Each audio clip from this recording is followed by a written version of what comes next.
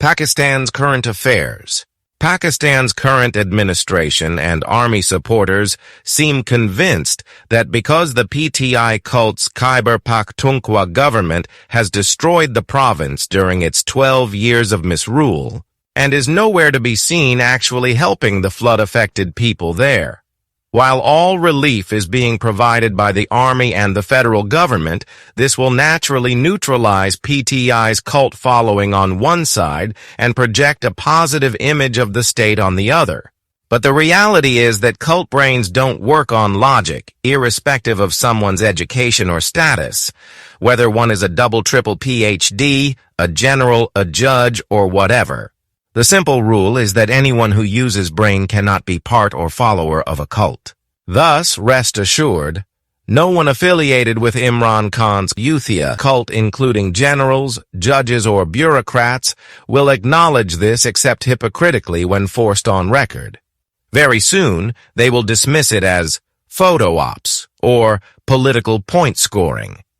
The only ones genuinely appreciating these efforts are the patriotic Pakistanis, who during the Bajwa-Imran nexus were branded Indian agents because for the cult and its parents at that time, the thumb rule was that anyone not part of their undue Pakistan mission is a traitor. A look at the social media of retired military officers shows the same depressing picture.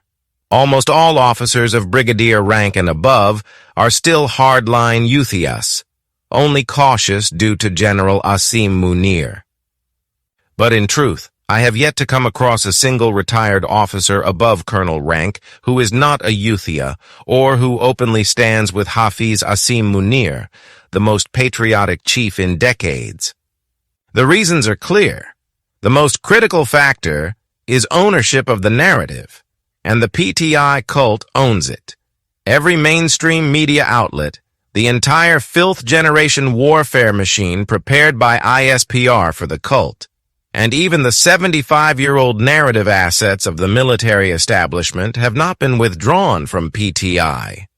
When you deliberately raise an army of cultists, traitors, and zombies funded by foreign money and addicted to destructive incentives and then let them loose, they don't vanish. Beyond cult mischief, they are also for sale to the highest bidder. That's why you see them inviting external enemies like India to invade Pakistan, announcing their open support to help India from inside.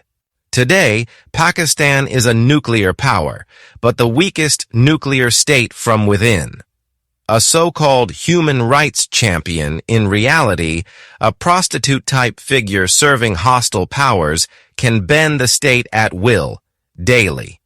The state is forced to award a known BLA supporter, Mir Jafar, with state honors on National Day. Tell me, is this governance or a sick joke? Being a nuclear state with second strike capability, Pakistan's existential threat is not India. It is internal. And within those internal threats, the most dangerous is not BLA or TTP ragtag fighters who can't even hold a single town or border village. The immediate existential threat is PTI and similar experiments. And let's be honest, PTI was not an experiment. It was a full-fledged undo Pakistan project, hijacking the country on behalf of external masters with General Bajwa's full knowledge and facilitation. Every state pillar and institution was deliberately converted into PTI cult machinery. That is why, even after being ousted from power, except in one province, PTI still controls almost every federal institution and state pillar except the army chief. And the world knows how desperately they are conspiring day and night to get rid of him. Every pillar of the state, every institution, whether big or small, public or private under Bajwa doctrine, was turned into an extension of the PTI cult. The current political setup under Showbaz and his allies is no real counterweight to PTI. A single Kyalabon judge can send this government home or even behind bars within minutes, without any solid case. The only reason it still stands is because the Army Command wants it to stand. Yet even with that backing, This administration lacks the courage to break away from the Bajwa doctrine, the very reason Showbaz was accepted to lead by Gen Bajwa. That doctrine dictates that the hijacking of Pakistan by the PTI cult as part of an undo Pakistan mission must remain permanent. When Shehbaz replaced Imran Khan, instead of reversing this hijacking, his task was to reinforce it on administrative side. That is why we see, whether in the federal government, all the important administrative appointments, including key diplomatic postings of ambassadors, or in Punjab's administration, both the federal and provincial governments ensure that these positions are consistently filled with PTI loyalists known as Youthiyas, including generals. To clarify the term Youthiya, it's a term basically coined from the word youth for Imran Khan's young blind followers politically immature and whose arguments are based on fake and fabricated sources.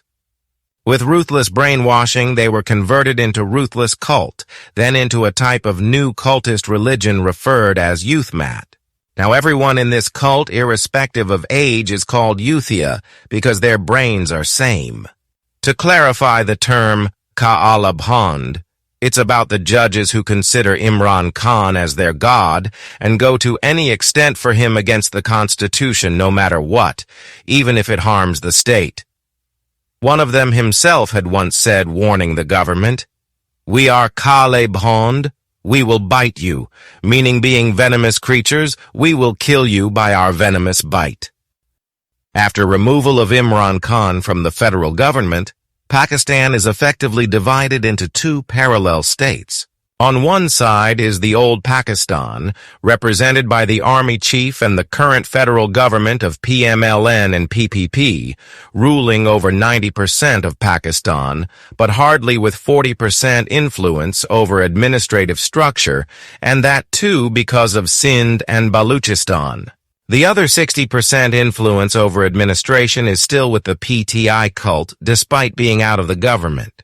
In this context, the Showbazi government is as much useless and sheepish that majority judges of Islamabad High Court and half of the Supreme Court are not only deeply corrupt, but also openly aligned with PTI, brazenly acting as Imran Khan's slaves against the Constitution and the state itself.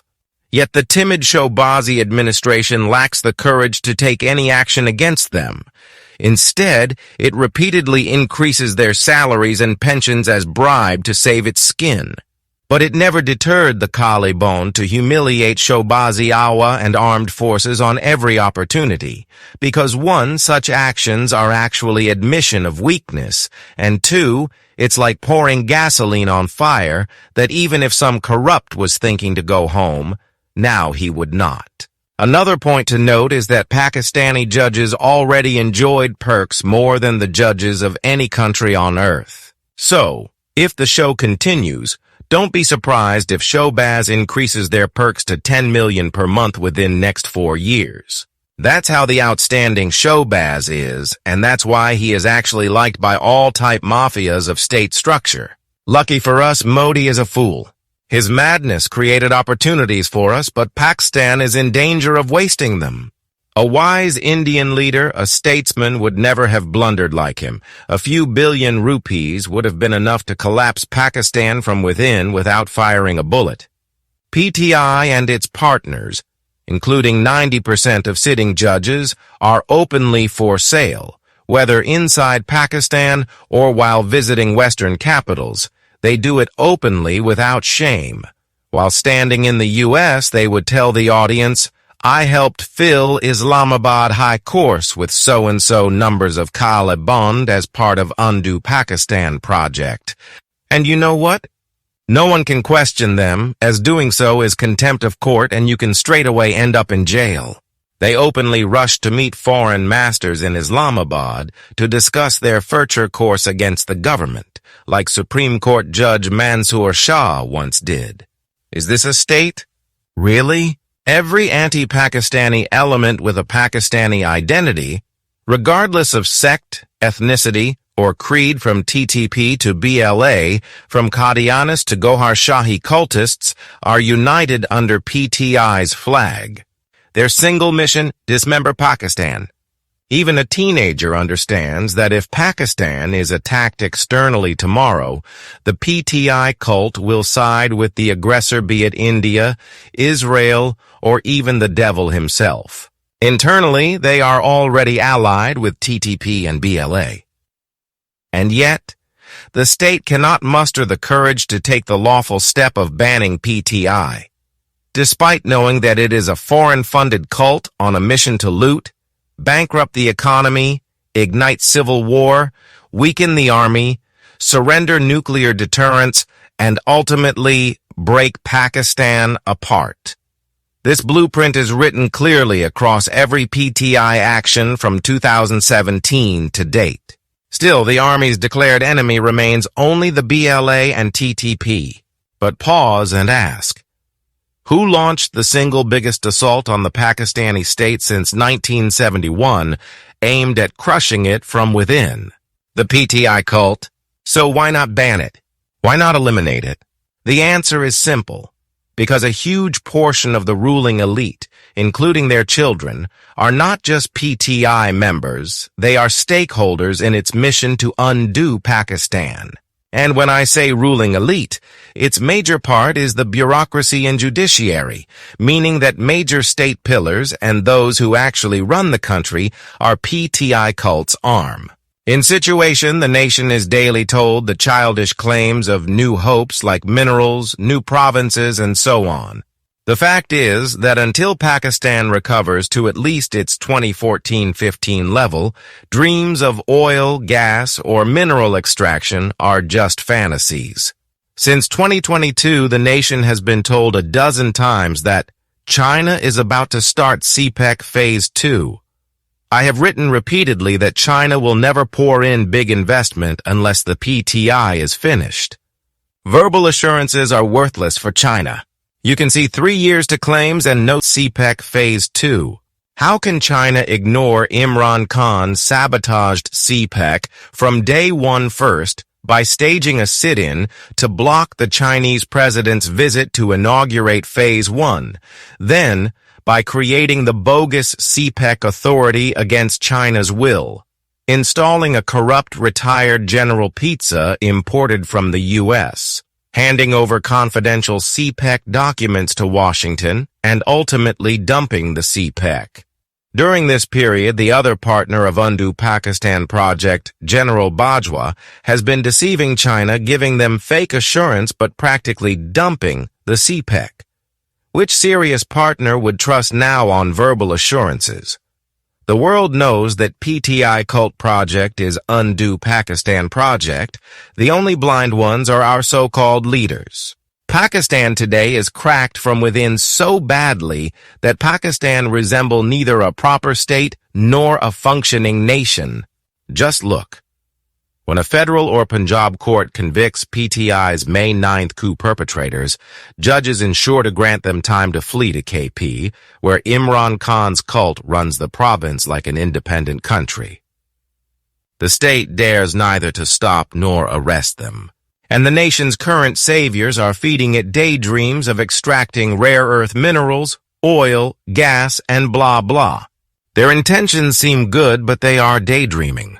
You can't do such projects when you can't control the state, and you can't control even capital, which a prostitute-type shit can make hostage. Ask an ordinary Pakistani who uses brain. He questions, are we still a state or just a jungle? And if there is a state, then who controls it? Because the majority of state pillars are still under PTI's grip, a cult, not even in government, but imposed as an alien project to hijack and dismember Pakistan, physically attacking the army, inviting foreign enemies to strike Pakistan while promising to attack from within, using KP to launch repeated assaults on Punjab and Islamabad with full provincial resources, weapons, and police manpower, practically pitting GB, KP, and AJK police against Punjab and federal police. deploying GB's chief minister and official security to violently free Imran Khan from custody, using a hijacked judiciary against the state, the government, and the army. Conspiring openly with India, every external enemy, BLA, and TTP to undo Pakistan. 24/7 abusing the army, Punjab, and the Federation. Tearing apart the social fabric, this is just a fraction of PTI's record. And all of it has been normalized as if somehow it benefits the country. Where is Pakistan in all this? Only in dreams. Who will save this nation from destruction? No one. But the people must save themselves and the state. Look at India's recent attack. Iran openly supported India while the U.S. pushed from behind the scenes.